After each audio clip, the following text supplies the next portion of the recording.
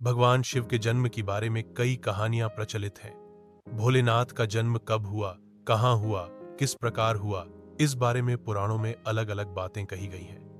भगवान शिव के जन्म से जुड़ी ऐसी ही एक कहानी है। शिव पुराण में लिखा है कि भगवान शिव स्वयंभू हैं, यानी उनका जन्म अपने आप ही हुआ है। वहीं विष्णु पुराण में बताया गया है कि भगवान विष्णु के माथे से निकलते तेज से शिव की उत्पत्ति हुई थी और उनके नाभि से निकलते हुए कमल से ब्रह्मा जी का जन्म हुआ था।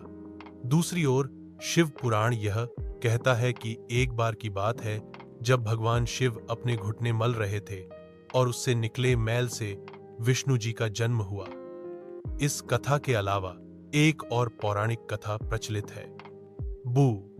बुजुर्ग बताते हैं कि एक बार की बात है जब भगवान विष्णु और ब्रह्मा जी के बीच इस बात पर बहस छिड़ गई कि सबसे महान कौन है।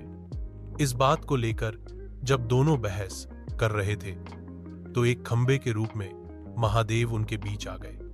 वो दोनों इस रहस्य को समझ नहीं पाए और तभी अचानक एक आवाज आई जिसने कहा कि जो भी इस खंबे का छोर ढूंढ लेगा वही सबसे महान कहलाएगा। यह सुनते ही ब्रह्मा जी ने एक पक्षी का रूप लिया और खंबे का ऊपरी हिस्सा ढूंढने निकल गए। वहीं विष्णु जी ने वराह का रूप धारण किया और खंबे का अंत ढूंढने निकल गए। बहुत देर तक खोजने के बाद भी दोनों में से किसी को खंबे का छोर नहीं मिला और दोनों ने हार मान ली। इसके बाद भगवान शिव अपने असली रूप में आ गए। फिर भगवान विष्णु और ब्रह्मा जी ने मान लिया कि वही सबसे महान और शक्तिशाली हैं। यह खंबा उनके न जन्म लेने और न मरने का प्रतीक है। इस कारण यह कहा जाता है कि भगवान शिव स्वयंभू हैं, यानी वह अमर है।